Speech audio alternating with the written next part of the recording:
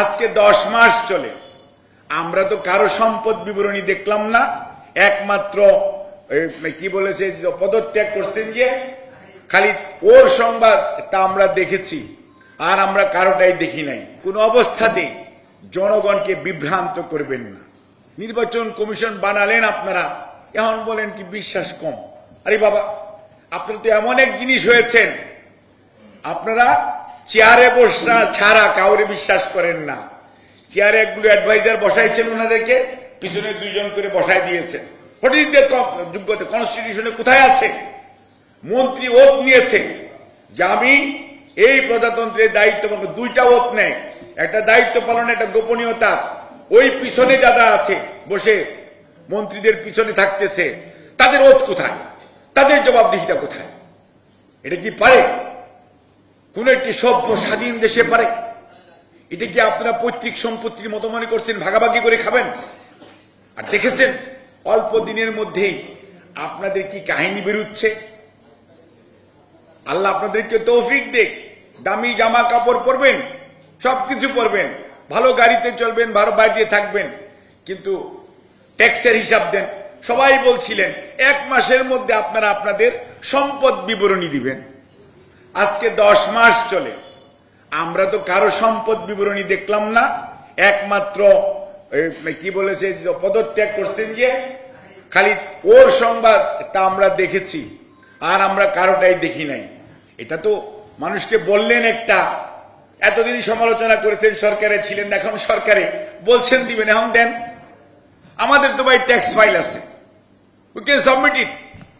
You need to submit your tax file. দেখুন তাহলে হবে।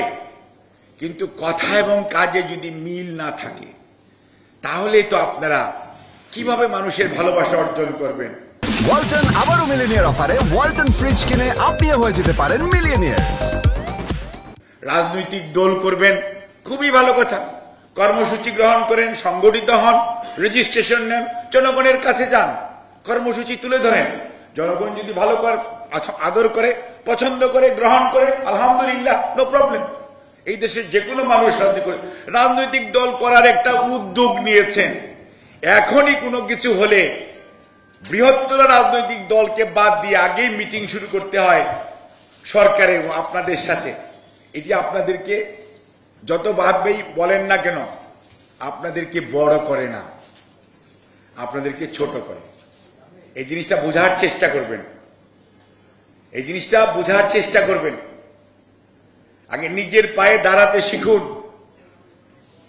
এবং সরকারি অফিস আদালত ব্যবহার করে, গাড়ি এবং বিভিন্ন সুযোগ সুবিধা ব্যবহার করে রাজনৈতিক দল গঠন প্রক্রিয়ার যে ব্যবস্থা শুরু করেছেন, এটির নাম ইতিহাসবিদরা আগেই দিয়ে রেখেছে।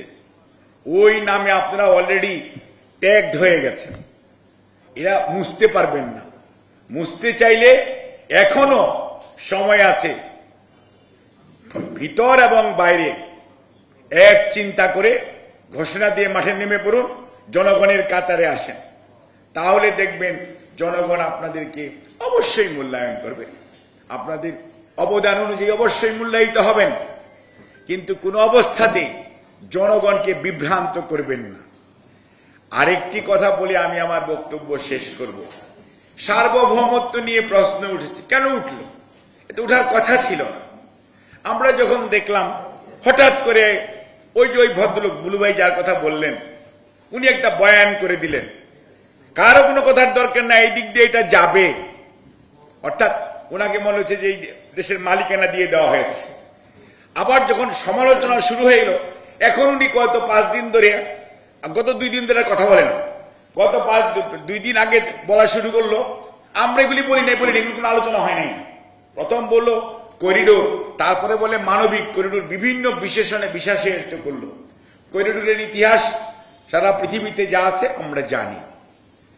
আমাদের বক্তব্য হচ্ছে, আপনারা এত করিতকর্মা, চৌধুরী আলম হারিয়ে গেল, ইলিয়াস আলীকে পাওয়া গেল না, সাগর রুনির 118 বাড়ি হয় না, একদিনও তো কলম ধরলেন না, একদিনও তো বললেন না দেশনেত্রী বেগম খালেদা জিয়াকে 5 বছর আগে চিকিৎসা করতে দিলে আজকে ওনার শারীরিক যে সুস্থতা থাকতো, এই 5 বছর উনাকে চিকিৎসা করতে না দিয়ে উনাকে যে আরো মৃত্যুর দুয়ারে ঠেলে দেওয়া হয়েছে, তার জন্য তো একদিন একটা কথা বললেন না আপনারা সবাই যারা আজকে উপদেষ্টা মন্ডলীতে অনেকেই আছেন। এতটুকু ভদ্রতা বোধ নাই। এই দেশের সবচেয়ে বয়োজ্যেষ্ঠ পলিটিশিয়ান দেশনেত্রী বেগম খালেদা জিয়া, 3 বারের সাবেক প্রধানমন্ত্রী, স্বাধীনতার ঘোষক শহীদ রাষ্ট্রপতি জিয়াউর রহমান বীরুত্তমের সহধর্মিনী, ভদ্রতাও তো থাকে যে উনি সুস্থ না কেমন আছে শারীরিক খোঁজ নেওয়া। কয়জন নিয়েছেন?